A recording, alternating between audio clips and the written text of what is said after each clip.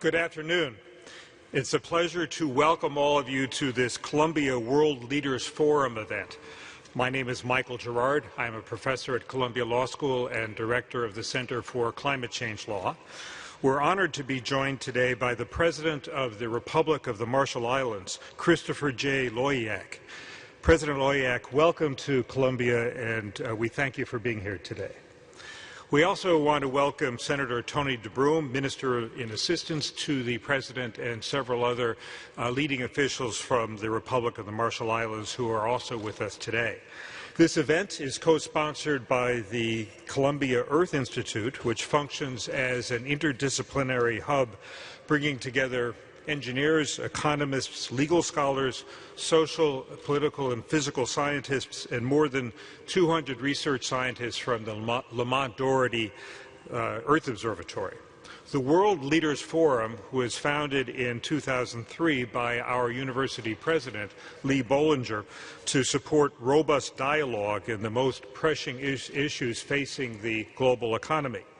For 10 years, it has allowed our students, faculty, and staff to engage directly with the men and women who are addressing the major challenges of the 21st century by making it possible for the Columbia community to enter into a structured dialogue with foreign heads of state. The World Leaders Forum has become a leading example of the open debate and insistence on considering opposing viewpoints that define our academic community.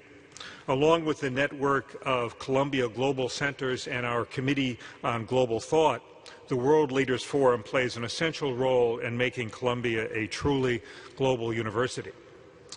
The Republic of the Marshall Islands, once a UN trust territory administered by the United States, became a sovereign nation in 1986.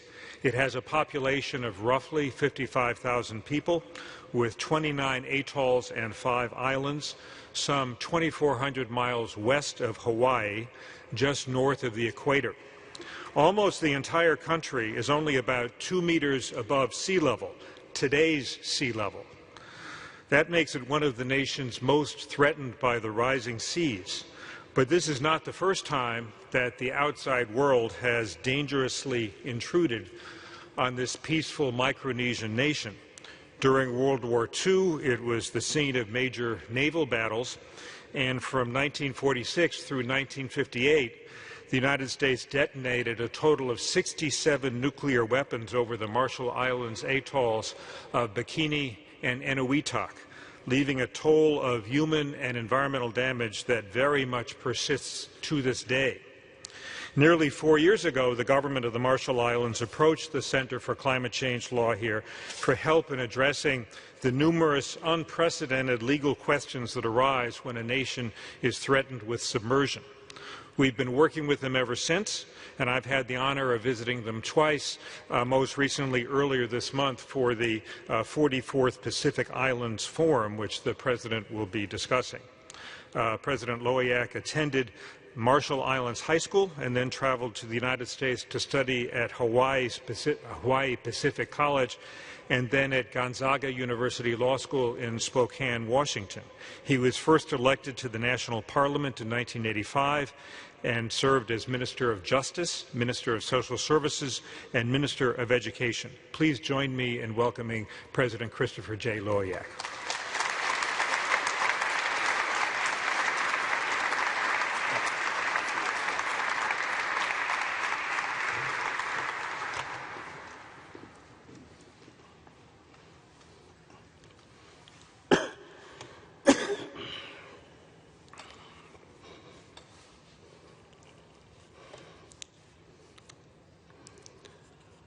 Excellencies, professors, faculty, students, ladies and gentlemen. First, let me say thank you very much to Professor Gerard for his kind introduction and to Columbia University for hosting me today. Allow me also to take this opportunity to thank the professor and the Columbia Law School for the tireless work you have done and continue to do so with the Marshall Islands. The conference you co-hosted here with the Marshall Islands government in 2011 to look at the legal implications of sea level rise and other climate impacts of small island countries opened many eyes and minds to the very real challenges that lie ahead.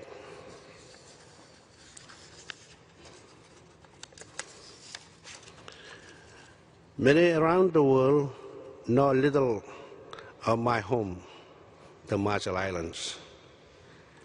It is a beautiful country, made up of more than 1,000 individual islands in 24 low-lying coral atoll rings in the northern Pacific, just 2,000 some miles southwest of Hawaii.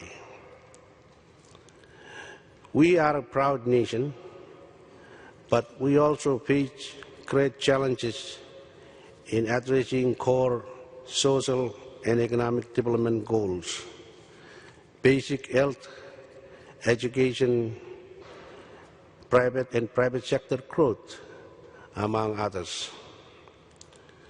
When you fly over our atoll rings in an airplane, the sight is breathtaking in its beauty.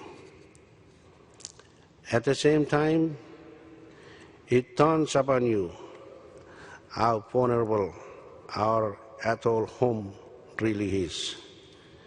It takes your breath away. There are only 4 fully island atoll nations in the world. Apart from the Maldives in the Indian Ocean, the other 3 lie in the Pacific: Kiribati, Tuvalu, and the Marshall Islands. We lie at an average of about 2 meters or 6 feet above sea level. With these unique qualities, we face a dual threat from climate change. Not only do we face rising temperatures, causing oceans to expand and melting polar ice, but we are also seeing ocean change as emission enter the water, eating away at the coral beneath our feet. Report after international report, including a new high PPC report due this week, conclude that by the end of the century, we are on track for 4 degrees Celsius or more of global warming. Our local tide cases show rapidly increasing sea level rise. Inches are becoming feet. I am no scientific expert, but I can tell you what I see with my own eyes. The seawall protecting our airport now has sandbags instead of rock walls. While islands always change, the event of our local communities see now salt water coming into our drinking water, coastal erosion in islands both remote and developed are things that our elders did not witness. This is not the first time Marshallese people have faced difficult threats. After World War II, the Marshall Islands endured 67 nuclear tests, including the Bravo shot that was 1,000 times more powerful than the bomb that was dropped on Hiroshima. This test not only destroyed lives, but left islands uninhabitable for generations and turned local communities away from their homeland, a situation which still remains. For Marshallese, in ways that the English language cannot fully convey, our island is who we are. It is not just our culture, but our personal identity.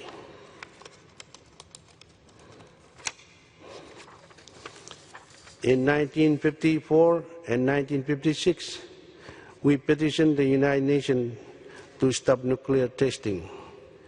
We warned of the harm. We were met with empty sympathies.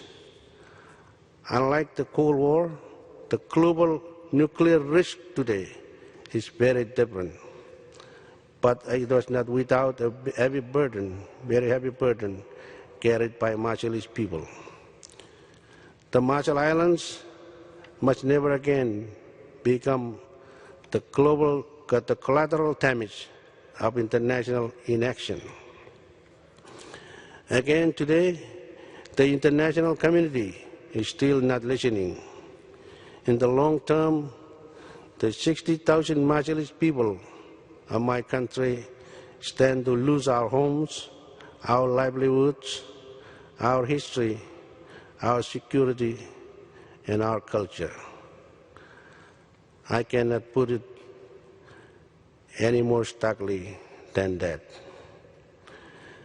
These are the very same risks first raised by the Marshall Islands and other small islands over 25 years ago, if only the world has less than 10.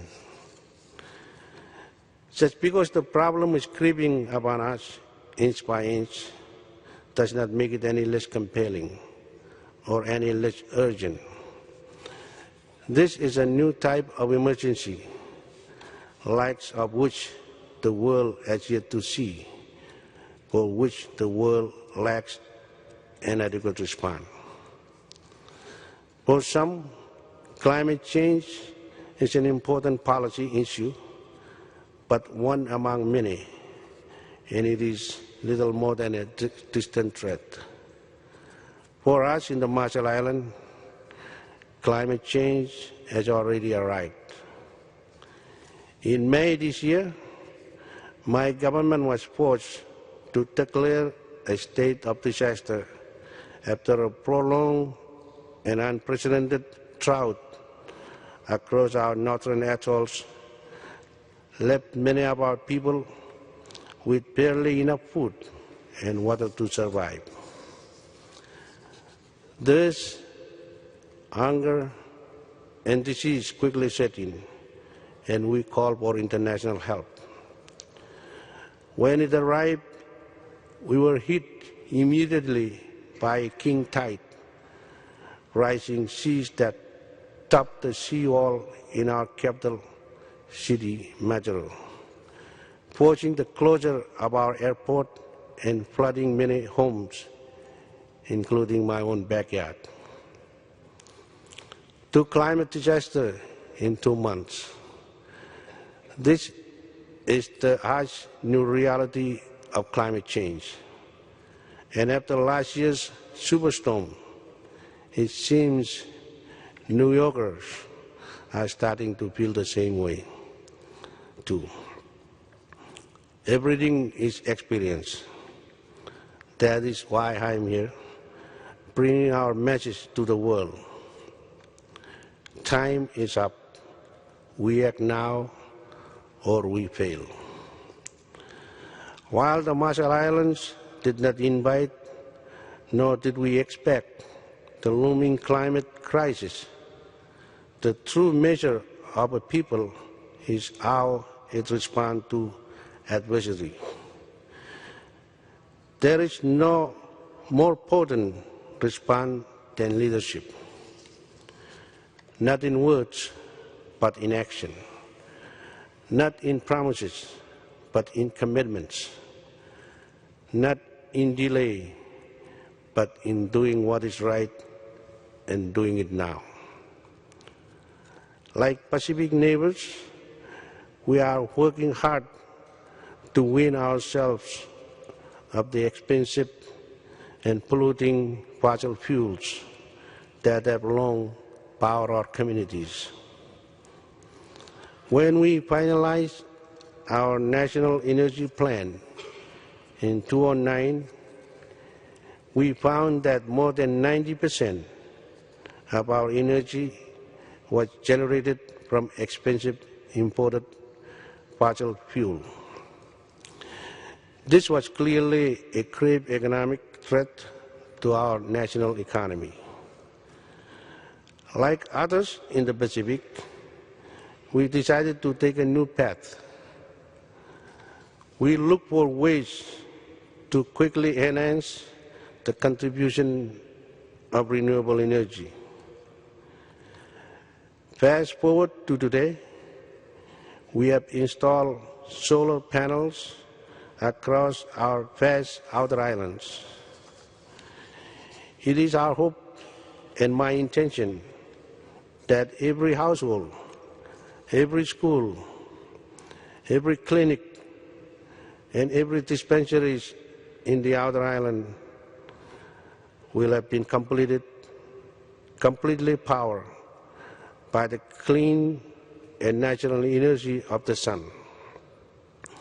We will complete this next year, and today we have already achieved 95% coverage. When you consider these islands are stretched across 1 million square miles of ocean, you realize that this is an enormous achievement, and one of which we are very proud. We are leading by example. Others in the Pacific are now taking a similar approach with Kiribati, Tuvalu, and Niue, all trying to have 100% renewable energy by 2020. Our simple message to the bigger country is this: if we can do it, so can you. This commitment to act extends not only to reducing emissions, but also preparing our local communities to better withstand some level of climate impacts now and those to come. The commitment to adapt to and reduce these threats must go beyond paper policies and into our local communities with visible physical results to protect our water, shores, natural areas, and our human safety. This is not about doing, but we cannot passively wait for solutions from others. Ultimately, we cannot solve the climate crisis on our own. If we are to ensure the survival of my country and human life as we know it, we must urgently unleash a global movement, what we call a new wave of climate leadership. Climate change is addressed not just through distant UN resolutions, but with leadership, action, and momentum. World leaders are failing in defining a new level of direct political dialogue, which goes beyond the senseless bickering of negotiators. In fact, the international community should not negotiate climate change, but world leaders must better collaborate to address climate risk with meaningful results. After the 2009 Copenhagen talks collapsed, the Marshall Islands decided that waiting for a new global agreement to curb emissions was too big a risk, and that we need to take matters into our own hands. Internationally, we are seeking to frame a new climate diplomacy, meaning that we have made climate change a central pillar of our foreign policy and committed to raise it wherever and whenever we can. But merely raising it is not enough. Again, leadership by example is key. Rather than waving our hands in distress, we put up our hand last year to host this year's 44th meeting of the Pacific Island Forum leaders, which includes the heads of state and government from the 14 Pacific Island countries, plus Australia and New Zealand. With 60% of global greenhouse gas emissions coming from the Pacific Rim, we chose an action-oriented theme for the meeting. And I quote, "Marshalling the Pacific response to the climate challenge," unquote. And that's exactly what we set out to do. Our Pacific friends descended upon Majuro in the first week of September, and we were joined quickly by our development or forum dialogue partners from the region and beyond, including the world's two biggest emitters, the United States and China, as well as India, Japan, Republic of South Korea, and the European Union, and several of its member states. To focus our efforts, we proposed the Majuro Declaration for Climate Leadership as the signature outcome from the meeting. Many were nervous. We were trying to recreate international climate negotiations in a parallel process, but all worked out quickly that exactly the opposite was true. The declaration is fresh, forward-looking, and forceful. I encourage you to take a look. It opens with the bold line, "Climate change has arrived." It recognized the leadership role of the Pacific Islands in accelerating global efforts to transition to renewable energy and calls on others to commit to become climate leaders by listing specific commitments to contribute more than previous efforts to urgently reduce greenhouse gas pollution. Put simply, in its most basic terms, it is a declaration to do more. I am proud to say that the Majuro Declaration was unanimously adopted by the forum members and has received a strong chorus of support from our forum dialogue partners. Importantly, the United States said they intend to support the declaration and to add, for the first time internationally, President Obama's new climate action plan to the list of commitments attached to the declaration. The EU and the UK are preparing to submit commitments, and others, including the Philippines, Malaysia, Thailand, Republic of South Korea, Indonesia, and France, also join a long list of supporters who intend to step forward soon with their own commitments.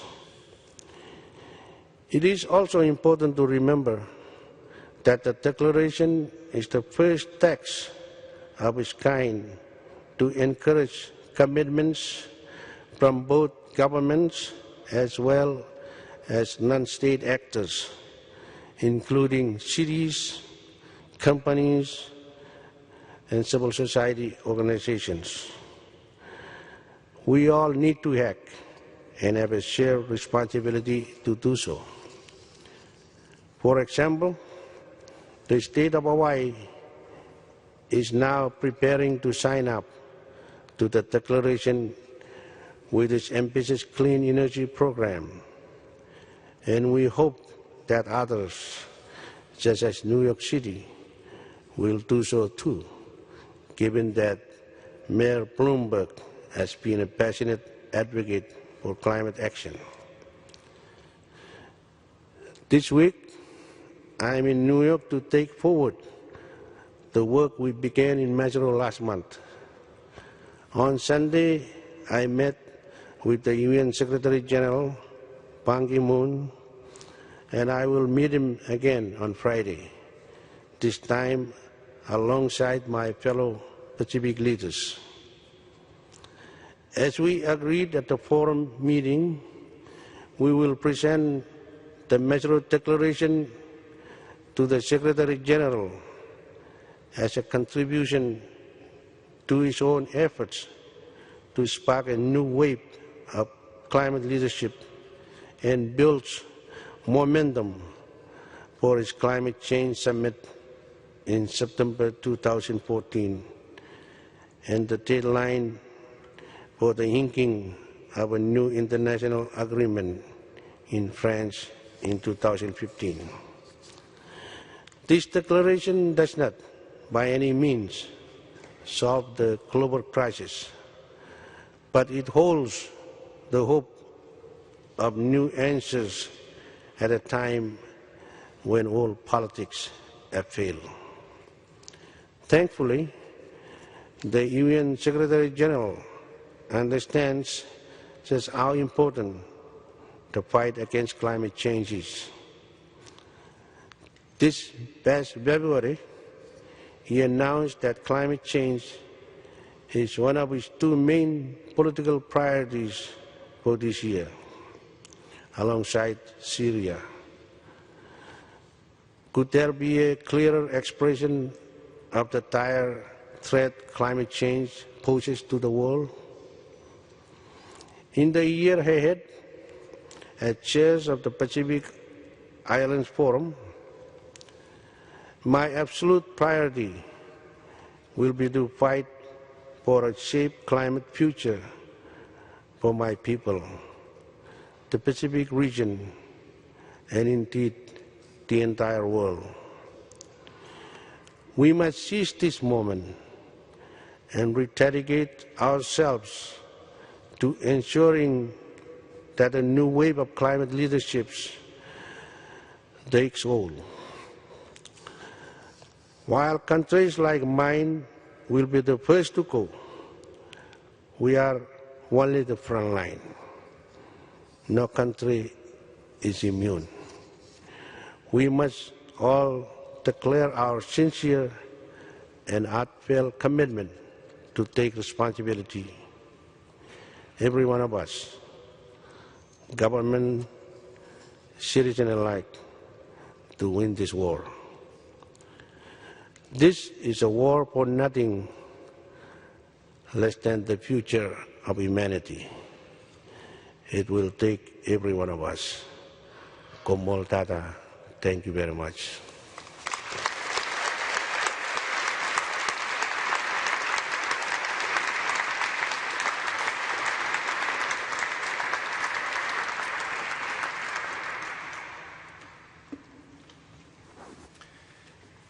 Thank you very much, Mr. President. We would now like to invite questions. I would ask people who are interested in asking questions to line up behind the two microphones that are in the aisle there.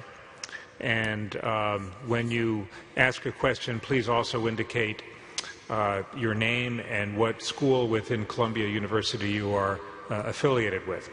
And as people think about their questions, let me first pose one, if I may, and to say that, as I indicated, we are also joined by Senator Tony DeBroom, who is Minister in Assistance to the President. Mr. President, has there been thought given to the possibility of relocating some of the population of the Marshall Islands to other countries that are not as endangered by sea level? Is that something that's under consideration? No, the majority of the Marshallese people believe that it doesn't matter if the islands are submerged. They will go with the islands. So that's also my belief in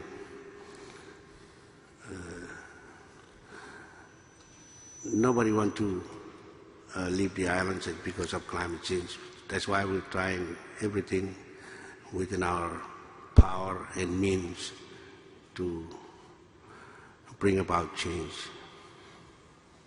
So you're going to stay regardless? I have stated that many times, that if water comes, it comes. Senator, would you like to add a few words? Yeah. Thank you, Professor. Just to add on to the President's response. We have labored with this issue for some time. The Marshall Islands are not strangers to displacement. We have communities within our own country now that have been displaced from their homelands as a result of World War II and as a result of the testing program. Some of our homelands will not be inhabitable for the next 12,000 years. But the prospect of a planned displacement of communities and people is repugnant to island people. It is also in the way the President is expressing it to our constituencies, is an admittance of defeat before we are actually defeated. We still are confident that there are ways that we can prevent this necessity from happening. Our neighbors to the south, for example, Kiribati, has already received funds from the international community to begin to invest in a community to which they will send people from Kiribati in Fiji. The same kind of discussion has been had in our part of the world, but we are standing fast in our view that first we must stop climate change from doing this impact of climate change before we think about actual displacement of populations. But it is prudent for leaders to keep this in mind. It is a matter of survival. Maybe we will build as fast as the tide comes up, but to move us from our home is tantamount to asking us to eliminate a society from the face of the earth. Talking about elimination of tradition, of language, of a way of life, and that is really something very impossible to consider at this point. Thank you, sir. Once again, if people have questions, I'd ask them to go to the microphone, and I think I see a question. If you could identify yourself and what school you're associated with. Hi, I'm Eric Wertzer. I'm part of the international programs at the law school. I was interested in hearing perhaps a little bit more about the effects of the history of the bombing, and what, more specifically, were the environmental effects, and what types of redress is your country seeking as a result of that?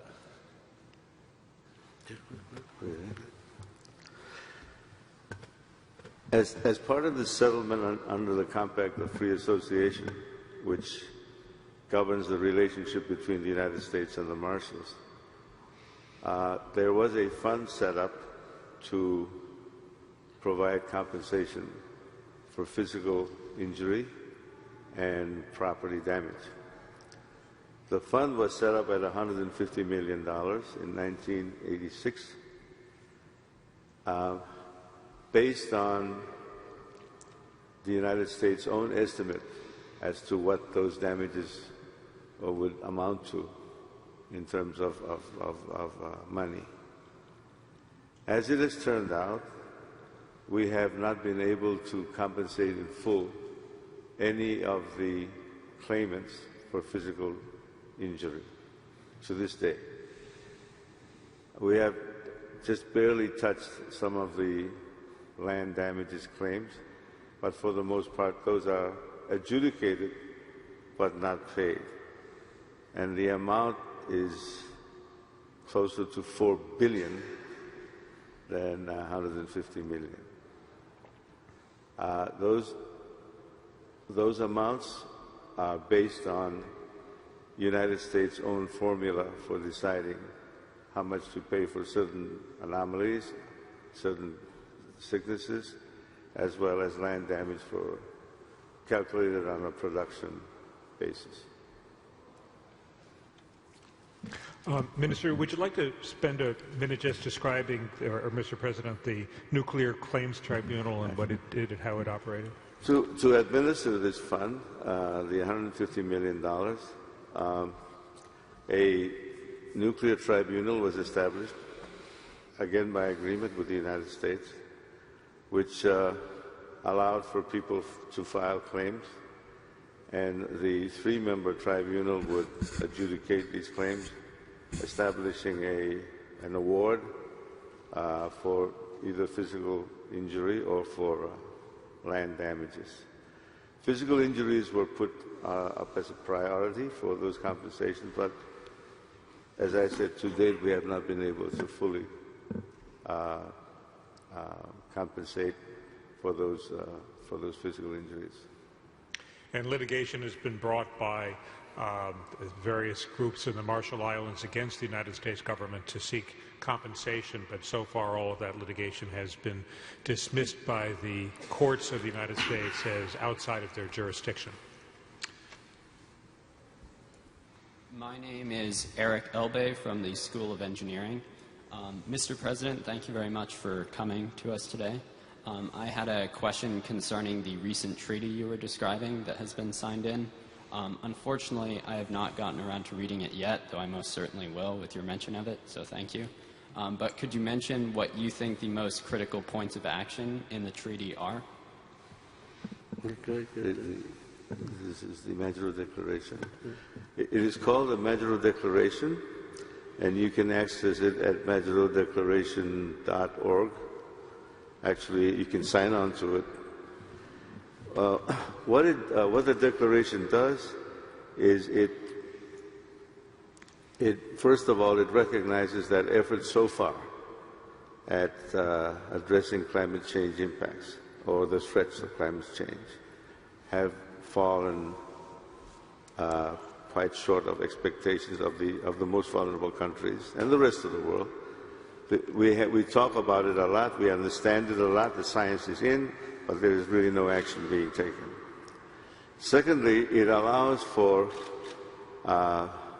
member countries of the Forum to recommit to their own ambitions, their declaration of emissions ambitions, so that if anyone wants to do a little bit more than had been expected, they can also add on. It's a living, dynamic document that is open for add-on of ambitions as time goes by. Thirdly, it is not limited to governmental jurisdictions.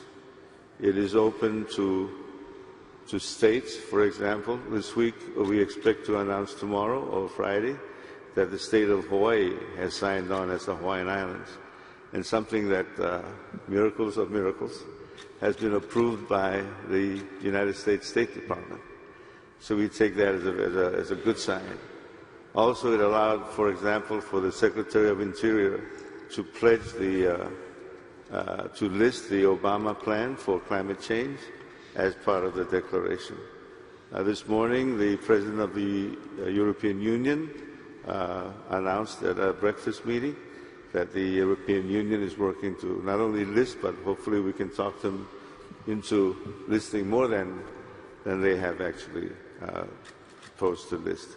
It also opens up for non-governmental organizations, private sector, to sign on to this declaration of climate hope. We have already talked to, for example, the Outrigger Hotel System of Hawaii, which owns properties all throughout the Pacific, to sign on as a private corporation. The Nature Conservancy was the first NGO to sign on, even while we were still talking about the declaration in Majuro. It has gained a lot of support and momentum throughout. We're very proud. It was sort of the crown, the wreath, the lei that you put, the garland that you put on the forum in Majuro to differentiate it from other forums, a truly climate change forum. Thank you. Hi, my name is Mia Dillon. I'm a senior at Columbia College. Thank you for coming to speak with us today. I was reading that the Marshall Islands accepts a lot of foreign aid, and this is going to increase over the next decade. I was wondering, what plans does your government have to be more sustainable and unchain yourself from foreign development aid and assistance in your climate change initiatives and other development initiatives?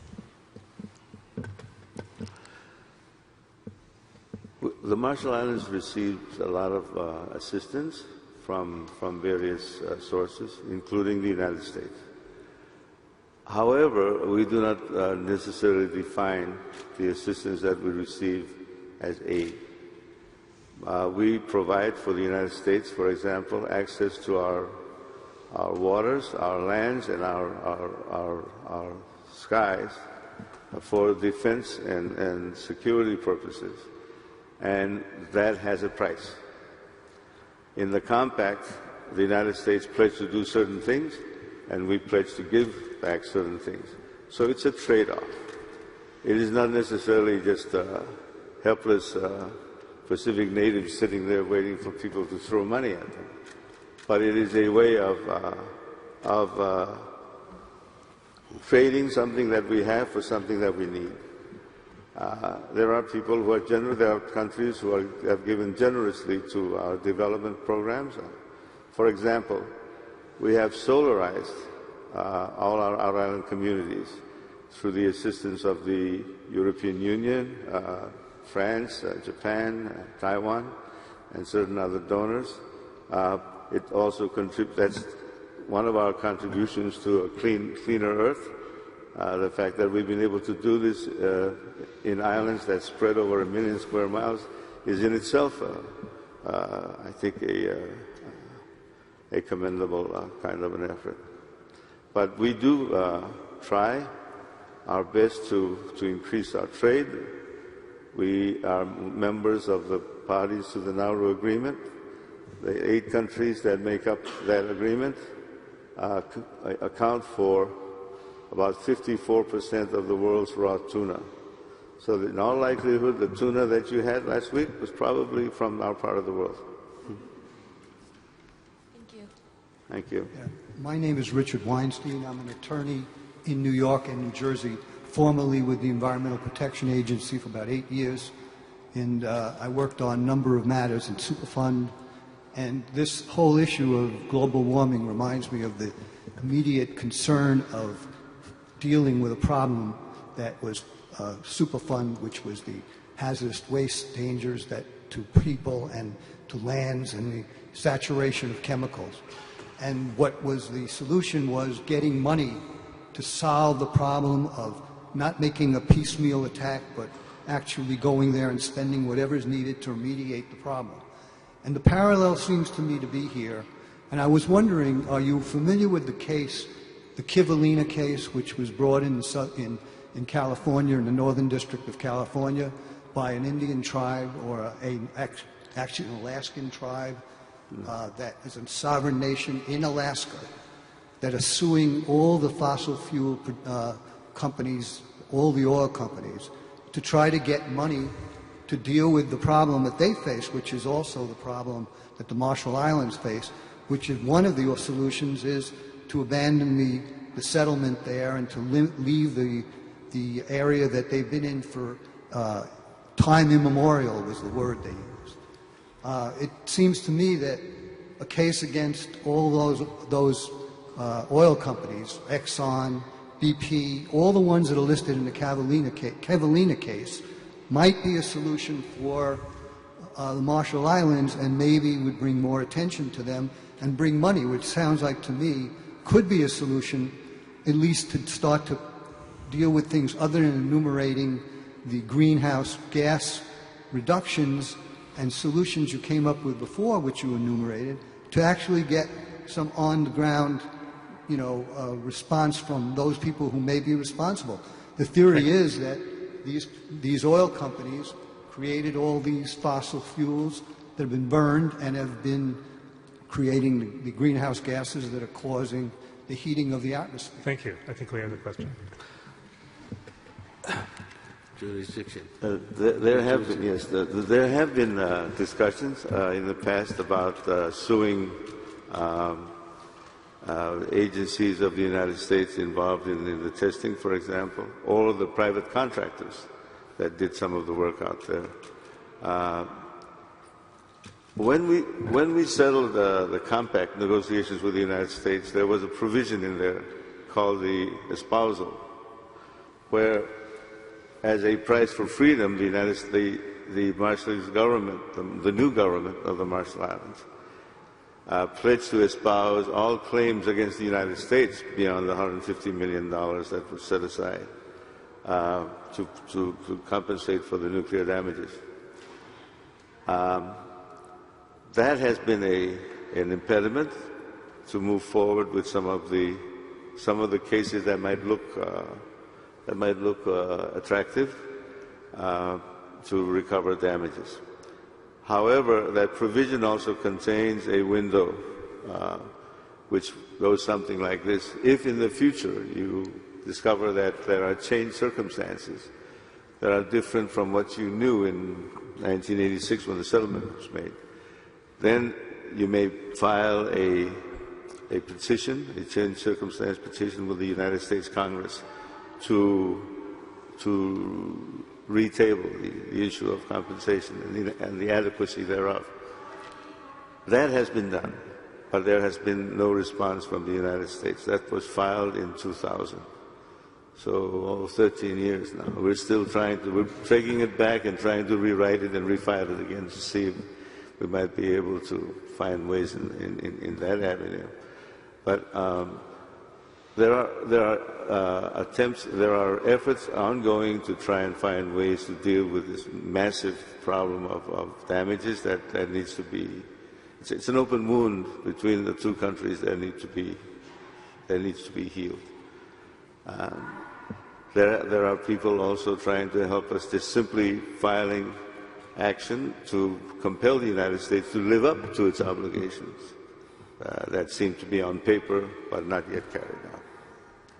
I would just say that the Cavallina case, which Mr. Weinstein mentioned, was in fact brought, but last December it was dismissed by the United States Court of Appeals for the Ninth Circuit based on an earlier Supreme Court decision holding that when Congress enacted the Clean Air Act, it gave EPA the authority to regulate air pollutants, including greenhouse gas emissions, and therefore EPA had exclusive charge over what to do about greenhouse gases in the U.S., and it was not for the courts to set up the kinds of rules that the plaintiffs in the Cavallina case sought.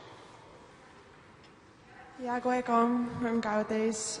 My name is Laura Somlad. I am a student at the School of International and Public Affairs, and I had the good fortune of living and working in the Marshall Islands for 2 years prior to coming to Colombia, first on the island of Tabal and Aur Atoll, and then in Majuro for a year.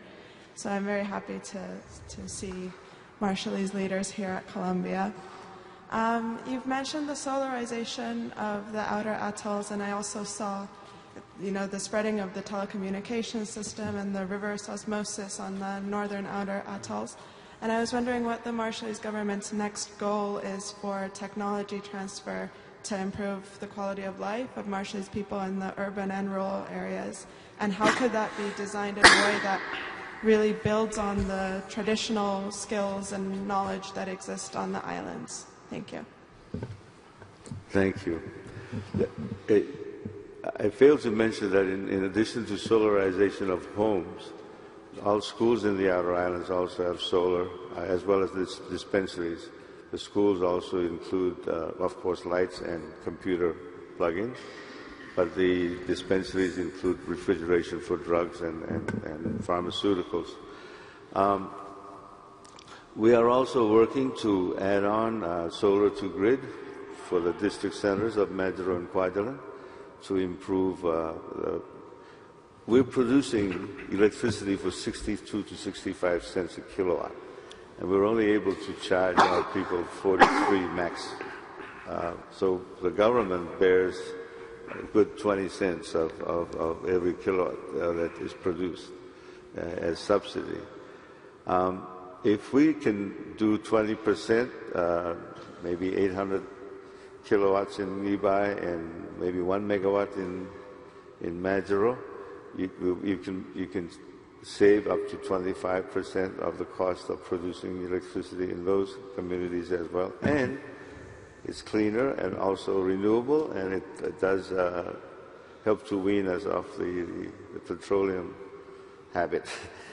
But it is a difficult question. All of our discussions about climate change, even now at the UN, must take into account the issue of energy and how to produce it. As you know, the islands are scattered. We're on a million square miles of ocean. We need also diesel for ships and aviation fuel for the airplanes. So these are issues that will always haunt us as far as government appropriations are concerned. But it's something that's on the top of the President's list of priorities, and we continue to work to find alternate ways of generating energy and water. We have a $15 million grant for Ibai now going in to redo the water distribution, water making, and sewer system. So that is, as you know, Ibai is a very difficult problem. But we think that we've embarked on a new beginning to make that a more comfortable life, as you call it. There's nothing wrong with having running water. There's nothing wrong with having electricity that you can't afford. The people tend to try and put a cap on what electricity or water we need by what we actually use now. But that should not be the way to measure what the true need should be. Thank you for the question. Thank you. Yes. My name is Katrina Sill, and I'm a student at School of International and Public Affairs as well. And my brother has been in the Marshall Islands for the last 6 years as a teacher. I was also interested in water systems. Can you speak more about this subject, specifically how it relates to agriculture and how you plan to implement these new water systems? 60. Thank you. Double. 60% rural are appropriate and food security. Part of our policy is to require that 60% of all funds that go out to the outer islands be used for food security and water and agriculture issues. The islands, the atolls that compose the Marshall Islands collect drinking water from the sky. It's all rainwater. We have groundwater in some places, but it is not of a quality that is good enough for drinking, except in a very, very few spots. In the recent drought that affected the northern Marshalls, much of the underground waterlands has been inundated with salt. And although it just takes 1 or 2 king tides to inundate, it will take many years of rain to correct that salt contamination. That affects the growth of taro, of breadfruit, of citrus, and other food in the outer islands. So it is part of our priorities now to figure out how to make up for that loss. Because if we do not, then it will also affect the cash crops for the people, and they will have then to move out of where they are now into other areas where they will have access to good water. As we speak, we are still distributing drinking water in the northern marshes from the recent drought. My name is Daniel Holt. I work with Professor Gerard at the Center for Climate Change Law at the law school. Much of the world community seems to have agreed on setting 2 degrees Celsius as the goal for maximum temperature increase with climate change. And my question is whether 2 degrees is too much for you, and whether you have in any way quantified the goals of what your nation needs. 2 degrees is what they tell us is the limit above which we cannot expect the islands to survive. What is being predicted right now is 4 degrees. So if we don't figure out a way of pulling that back to 2, all that we're talking about in terms of adaptation and mitigation in the small island atoll groups is for naught. So we struggle. We still try to make sure, in our discussions today, for example, at the UN, we were talking about how to push that back from the 4 degrees that's being predicted right now, I guess to be confirmed tomorrow by the latest report, IPCC, which will say 4 degrees is what they're looking at. If you have 4 degrees warming, your 2 meters are already covered with water. So the atoll countries are now subject to the kind of legal thinking that the professor has been helping us with. I think we have time for one more question. Hi, I'm Kumar Viswas. I'm a student of School of International and Public Affairs. I can see in Marshall Island strategic plan for 2018 is that Marshall Island is planning to be a self-sufficient country. So what government is thinking from about being self-sufficient, as it depends highly on ODA, and I like to actually I was looking for how government spends their ODA and their financial budget, but I see on the website I could find only budget till 2008 or 2009. It's not updated as well. So, thank you.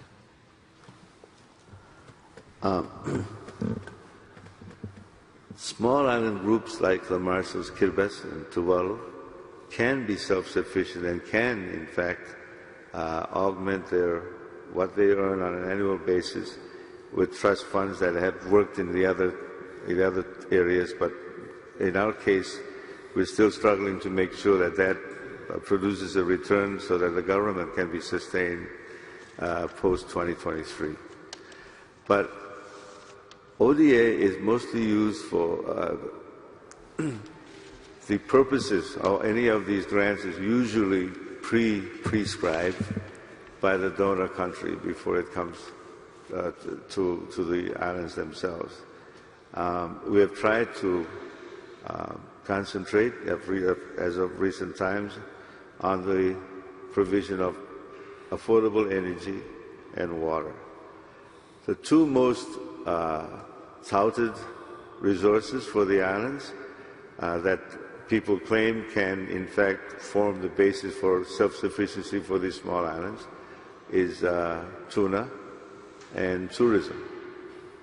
And you can't have either without energy and water.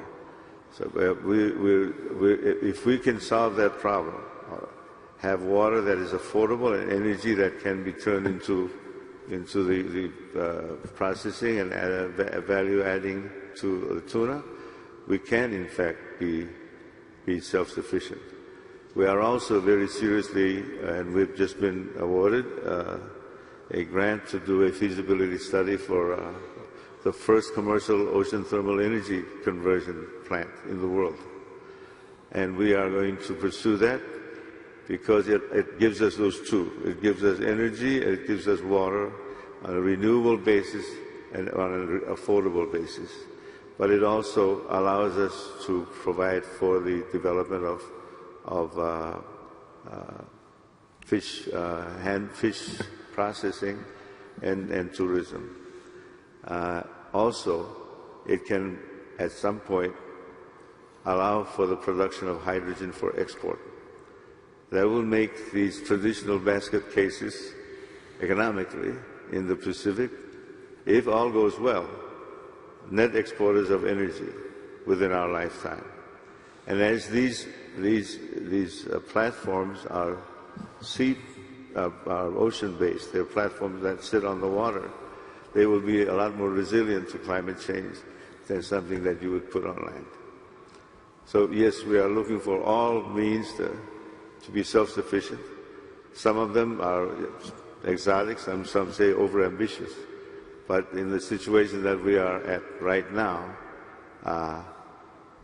desperate, what is the rule, Professor? Straits. Desperate straits call for desperate measures. Unfortunately, we are out of time. Yeah, we could just take her. She stood for a while. Okay. Sure. Go ahead. Poor thing. Hi, thanks. I'll be quick, I promise. My name is Mariah Chen, and I go to Barnard. And my question is very simple. And I was wondering how the local attitude towards this issue has developed as the severity of the situation has seemed more definitive. And the reason I'm asking that is because, obviously the severity of the situation hasn't seemed to fully saturate other nations. Very good question.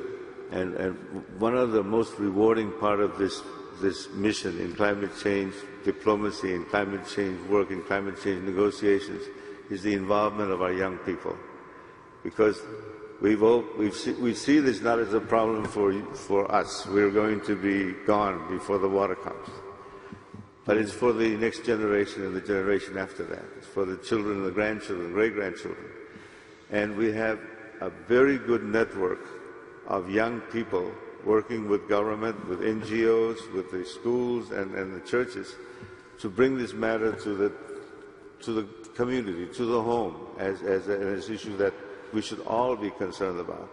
When we ask our youngsters to turn the lights off, to make sure that you pick up your trash, don't throw plastic or foam in the water, this is all part of our attempt at in raising awareness about the importance of preparing yourself for climate change and to deal with it and try and do our own part to deal with it. There's also a very huge waste management issue in all of these small islands. But young Mark Stege here and Tina have been involved in the youth outreach movement out in the Marshalls. They can share this information with you. I think it's a very important part of our climate change efforts to involve all straight of the society. Thank you. Mr. President and Mr. Minister, it's been a great honor and privilege to have you with us today and to hear up front what the challenges are. As you know, there are many of us in different parts of Columbia University, the Law School, the Engineering School, the Earth Institute, School of International and Public Affairs, many others who are working on these issues of mitigation and adaptation, and we look forward to working with you in the coming years to try to address these very serious problems. Thank you for coming, and thank you all for your time.